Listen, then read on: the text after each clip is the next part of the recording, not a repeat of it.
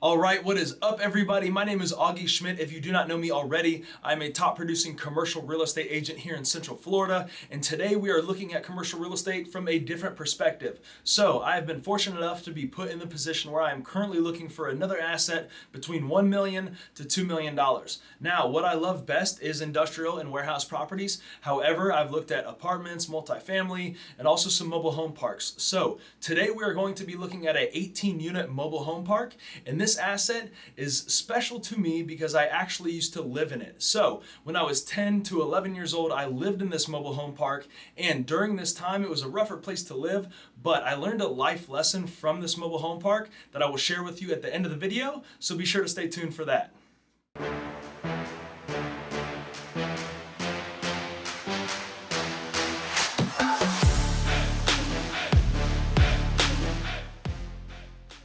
So I wanted to start us off by taking a tour of the actual property. Me and my crew went out there, checked it out, looked at the mobile homes, even the one that I used to live in, to get our boots on the ground and see, what type of condition these trailers were in, how the property was performing, what the tenant landscape was like, and what was going on. After that, we will then bring it back here where we will look at the property on my computer and we will do some brief underwriting. And I want to preface this video by saying that what I do best is warehousing and industrial properties. I've transacted mobile home parks and apartment complexes before. However, I do not do that every single day. So my perspective, my overview, and even the underwriting, it is going to be very back of the napkin, quick and easy. I'm not putting together a 10-year cash flow statement or Argus model based on this park like some of the true experts in that space do. So I just wanted to preface that and say that I do not do multifamily or mobile home parks every single day, and there's a lot of people out there that do it better than me. However, I'm looking at this from a personal investment standpoint, and I'm going to make a decision right here on this video whether I'm going to take a run at this mobile home park or not. So this property is located in West Lakeland, just off I-4, and a lot of people know I-4 because it is the main connector between Tampa and Orlando, and this is right near the intersection of 10th Street and Interstate 4. There's not a connection at these two roads, but this property does border the I-4 corridor. While normally for commercial real estate, that is a great thing, like retail centers, industrial properties, whatever, but for a mobile home park, that really does not benefit us here because all it does is create more noise. You can tell that from the property tour. So as I mentioned, this asset is in a rougher area of town. This house is actually included in the sale. So there are 18 units total. They're all occupied and they're all paying rent, which is a great thing. The tenancy has ranged from only a couple months to, I think there's been people here for 15 years. Actually, the trailer that I used to live in, there was a lady that has been living in there for 15 years, which she might have moved in right when I moved out. You can actually see it. It's unit 9 back there, and I know there's some shots of me walking in front of it, checking out that trailer and the one I used to live in. It's a pretty crazy story because we moved into this trailer and it was a 2-bedroom trailer. Initially, when I thought back, I thought it was one, but I do remember. So it was a 2-bedroom trailer, and in one of the bedrooms, there was a massive hole. So I guess it was only one bedroom because one was, you could live in, but the other bedroom, there was a massive hole in this bedroom right when you open the door, and you could just see through, you could see the dirt on the floor. There was trash and Mountain Dew bottles and old bags of chips. People just threw trash down there.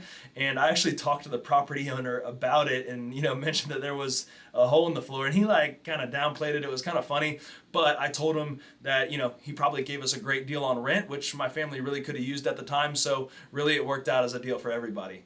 So as mentioned, this property is a little bit rougher than one would like when purchasing a mobile home park, at least with that one that I would like. So something that I would like to take over would be a little more turnkey. I don't want to turn this into a full-time job. There's a lot of deferred maintenance at these properties, so that already is a big turnoff for me. I do not want to come in and have to fix up 18 units right away, especially because there is significantly below market rent. So while raising rents is just a fact of the matter in this market, I want this to be a very nice place for these people to live, and in the current condition, it's just not that. And I will go ahead and pull up some of the numbers here. And as I mentioned before, this is not a very detailed rent roll or income statement. We use something much more in detail on our other investment properties, but this is good enough back of the napkin to look at and quickly decide, do we want to make a decision to buy this property, or is our decision to walk away? So to get into it, there's 18 units. The total monthly rent is about $13,000 a month, which means the annual rent is about $140K. So that puts our gross income at $140,000 a year. Even though it's 100% occupied, I know myself and I know the bank will certainly want to put a vacancy factor in here. So I put a 7% vacancy and credit loss in. And real estate taxes and insurance. These are two numbers that are low right now, but understanding that these will go up. So as you will see, the NOI is not where we want it to be, or the cap rate. It's really not even a financeable asset at this point, but this is the current income statement. And just knowing that, hey, once a property is sold, this owner's owned it for probably, he said, like 35 years. So the taxes and the assessed value is going to go up significantly, because the assessed value right now is like $500,000 or $600,000. He's asking 1.4. I don't think it's worth that, but even if it sells for $1 million, then the assessed value will likely double, which your taxes will likely double. So that's just something to keep in mind when underwriting assets that have a low assessed value. Also, the insurance. In the past 2-3 years or so, insurance has really went crazy, especially here in Florida. We just had a hurricane, so it is not looking good for insurance. And getting quotes on this, I would say it's probably double or triple for the insurance number, which is something, like I said, this is a current income statement, but in the future is something we want to take into account. So repairs and maintenance, utilities, garbage. One of the big turnoffs was the electric and water. So there's one water meter for the entire property, and you cannot limit people's water usage on their units. So you really don't know what is going where, and just paying for everybody's utilities. That was something that was pretty unattractive to me. You weren't really paying for sewer, but you were paying for septic, and that's even less attractive because dealing with crap tanks is not really something I want to do. So that's the utilities, and the number was a flat number, which also, there are no perfectly round numbers on income statements in commercial real estate. If they are actuals of numbers that how the property is performing, they usually don't end in 000.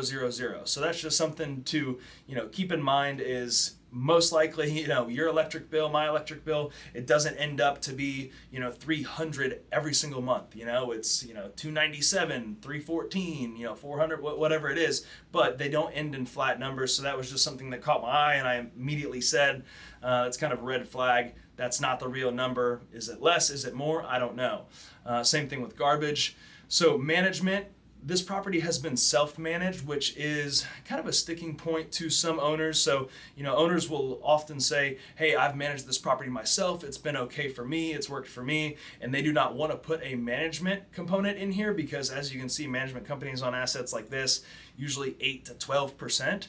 So I put in a 10% management fee, and that usually comes up as an arguing point with most owners because, they don't want to put it in their underwriting and say, hey, this property is going to have to be managed. They don't want to say that because they've been managing it themselves, and they think it's just fine.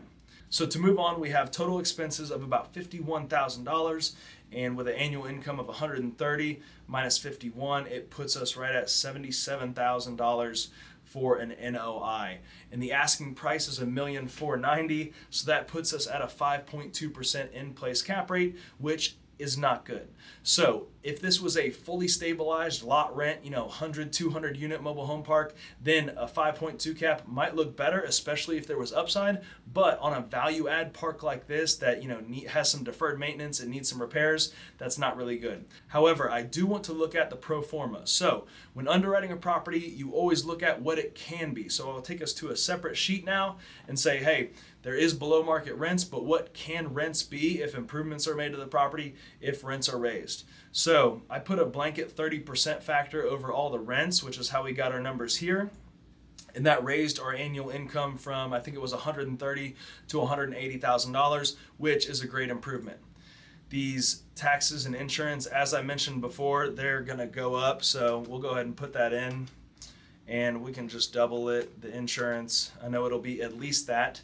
So real estate taxes, insurance will go up, repairs and maintenance and utilities. So when improving a property, initially you're going to have a lot more expenses, and that's more going to be a capital expense rather than repairs and maintenance. And capital expenditures almost always are below the line and are not counted in an NOI. So if you're going to put new roofs on, replace air conditioning units, floors, redo units, things like that, that is not included in operating expenses.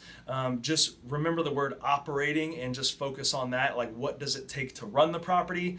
And, putting new roofs on, all of those things, those are major capital expenditures, which are not included in operating expenses. So our subtotal for expenses, we have about $59,000. And this increases our NOI to $108,000, which is a great improvement from $77,000. However, that still does not get us where we want to be if paying 1.49 for the asset. So a 7.2% cap rate, that is something, if that was the in-place cap rate, which it says it, but it's not. That is the pro forma cap rate. So if 7.2 was the in-place cap rate, and then there was, additional upside up to a, 10% cap rate, it might be a little bit more attractive. But for an asset like this that needs this much attention, that needs this much capital expenditures, this is going to be a full-time job. So even at something that's like $1.2 million, this is something that I really do not want to take on. To be completely honest with you, I am more focused on the warehousing and industrial properties. Investing in those have served me well in the past and is what I will stay focused on in the future. However, it is something I wanted to look after because I saw it was for sale, and it's very unique that the park that I once lived in as a kid, I am now able to purchase, which is just something I am so incredibly grateful for, that I have the ability to take down an asset like this, but just the opportunity that it would come up for sale while I am in that position as a professional. Like I said, I really saw it as a once in a lifetime opportunity, which is why I wanted to underwrite it and wanted to make this video. So as promised, I was going to tell you what changed my life from this piece of commercial real estate. So not underwriting it and touring it just recently, even though it was cool to see, but when I lived in it. So when I moved into this trailer park, it is not the most ideal situation. And I had some family troubles before this, and however, my family was reunited in this mobile home park. So living in that 1-bedroom trailer, a 2-bedroom trailer with one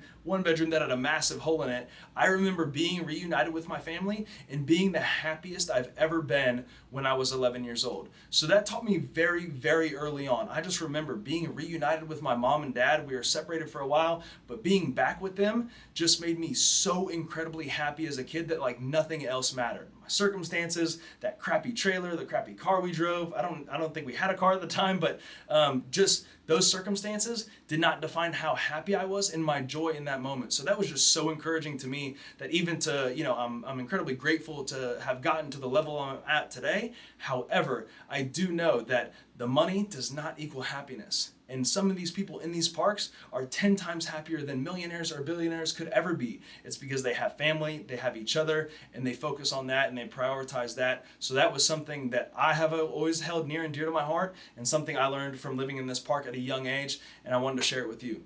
So hopefully you liked this video. If you did, please click the like, click the subscribe button. If you didn't, then don't. Either way, drop a comment and let us know what you want to hear next time. Peace.